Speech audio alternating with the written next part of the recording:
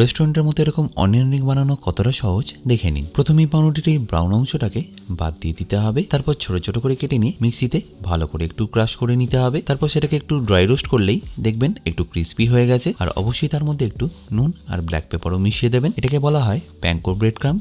চাইলে আপনারা এরকম রেগুলার ব্রেড ক্রাম্ব দিয়েও করে নিতে পারেন। এছাড়া এটা ডাস্ট করার জন্য নিয়ে নিতে হবে ময়দা, আর সাথে একটু তাতেও নুন মিশিয়ে রাখবেন। এবার একটা ময়দার স্লারি বানাতে হবে। তার জন্য নিয়ে নিচ্ছি 1 কাপ ময়দা, হাফ কাপ কর্নস্টার্চ, সামান্য একটু ব্ল্যাক পেপার, স্বাদ মতো নুন, আর কালারের জন্য সামান্য একটু কাশ্মীরি লঙ্কার গুঁড়ো। এবার জল দিয়ে এটাকে ভালো করে এরকম একটা পাতলা ব্যাটার করে নিন। এবার চেষ্টা করবেন একটু বড় বড় পেঁয়াজ নিয়ে সেগুলোকে এইভাবে রিং রিং করে কেটে নিতে, আর তারপর এক একটা করে ছাড়িয়ে যদি পারেন এর মধ্যে থেকে যে মেমব্রেনটা আছে সেটাকেও বের করে নেবেন। ব্যাস, এবার সিম্পল প্রসেস। জাস্ট এইভাবে একটা করে ময়দায় ডাস্ট করুন, তারপর দিয়ে দিন স্লারির মধ্যে, তারপর চামচের মধ্যে তুলে দিয়ে দিন প্যানকো ব্রেড ক্রাম্ব বা নর্মাল ব্রেড ক্রাম্বের মধ্যে। ব্যাস, তারপর ফ্রাই করে নিলেই অনিয়ন রিং আপনাদের পারফেক্টলি রেডি।